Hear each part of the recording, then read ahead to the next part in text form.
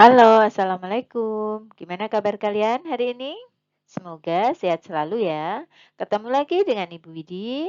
Hari ini kita akan belajar tentang zat adiktif. Yuk kita mulai. Zat adiktif. Zat adiktif adalah zat yang apabila dikonsumsi menyebabkan ketergantungan atau adiksi, atau ingin menggunakan secara terus-menerus, kecanduan, atau ketagihan. Zat aditif dikelompokkan menjadi tiga, yaitu narkotika, psikotropika, dan zat aditif lainnya. Narkotika adalah zat adiktif atau obat yang berasal dari tumbuhan dan dapat menyebabkan penurunan atau perubahan kesadaran, menghilangkan atau mengurangi rasa nyeri, dan menyebabkan ketergantungan pada penggunanya.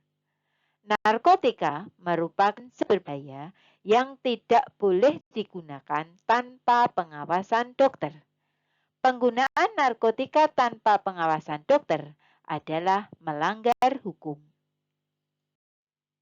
Berdasarkan potensi penyebab ketergantungan, narkotika ada tiga, yaitu golongan 1, golongan 2, dan golongan 3. Narkotika golongan 1 sangat berbahaya, berpotensi sangat tinggi, menyebabkan ketergantungan, dan tidak dapat digunakan dalam pengobatan. Contohnya, heroin atau putau, kokain, dan ganja. Narkotika golongan 2 berpotensi tinggi menyebabkan ketergantungan dan dapat digunakan sebagai pilihan terakhir dalam pengobatan. Contohnya, morfin, petidin, dan metadon. Sedangkan narkotika golongan 3 berpotensi ringan, menyebabkan ketergantungan, dan digunakan dalam pengobatan. Contohnya, kodein.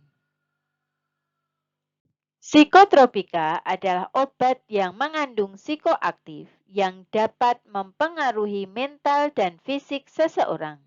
Misalnya, orang yang sulit tidur apabila meminum obat tidur golongan psikotropika dapat menyebabkan tidur nyenyak, namun harus sesuai dengan resep dokter. Psikotropika dikelompokkan menjadi 4, psikotropika golongan 1, golongan 2, golongan 3, dan golongan 4. Psikotropika golongan 1 berpotensi sangat kuat menyebabkan ketergantungan. Tidak digunakan sebagai obat, contohnya ekstasi, LSD, dan STP atau DOM. Psikotropika golongan 2 berpotensi kuat menyebabkan ketergantungan, sangat terbatas digunakan sebagai obat, contohnya amfetamin, metamfetamin, fenisiklidin, dan retalin.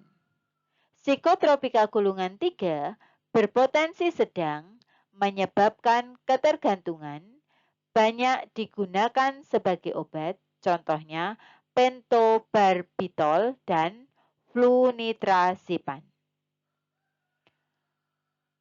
Psikotropika golongan 4 berpotensi rendah menyebabkan ketergantungan, sangat luas digunakan sebagai obat, contohnya diazepam, clobazam, fenobarbital, barbital, clorazepam, dan netrazepam. Zat psikoaktif lainnya. Selain narkoba dan psikotropika, terdapat zat atau obat lain yang dapat berpengaruh terhadap sistem kerja saraf pusat. Jika disalahgunakan atau dikonsumsi dalam jumlah besar, dapat menimbulkan dampak yang berbahaya bagi kesehatan tubuh. Contohnya, alkohol. Alkohol yang digunakan dalam industri sebagai pelarut adalah metanol atau spiritus. Metanol sangat beracun, jika diminum dapat memutuskan saraf mata sehingga menyebabkan kebutaan bahkan meninggal dunia. Nikotin terdapat dalam daun tembakau. Daun tembakau biasanya digunakan sebagai bahan pembuatan rokok. Akibatnya, orang yang merokok dapat lebih tahan kantuk atau lebih aktif. Tetapi, merokok menyebabkan kesehatan karena menyebabkan kanker tenggorokan dan paru-paru. Kafein. Kafein adalah zat yang ditemukan dalam kopi. Kafein terdapat dalam teh yang disebut tein. Namun, jumlahnya sedikit. Mengkonsumsi kopi tidak dilarang, namun tidak dianjurkan dikonsumsi secara berlebihan. Zat aditif juga dapat dikelompokkan berdasarkan pengaruhnya terhadap tubuh, yaitu stimulan, sedatif atau hipnotika, dan halusinogen.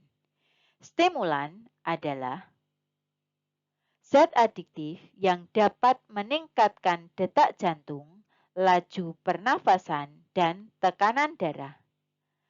Stimulan membuat seseorang lebih siaga dan tidak merasakan lelah. Contohnya, kafein, nikotin, kokain, dan metamfetamin. Sedatif dikenal dengan depresan merupakan zat adiktif yang memiliki efek berkebalikan dengan stimulan. Depresan akan menghambat aktivitas sistem syaraf pusat atau fungsi organ tubuh lainnya. Halusinogen merupakan zat adiktif yang memberikan efek halusinasi atau menghayal. Pengguna zat ini akan mendengar atau melihat sesuatu yang sebenarnya tidak nyata.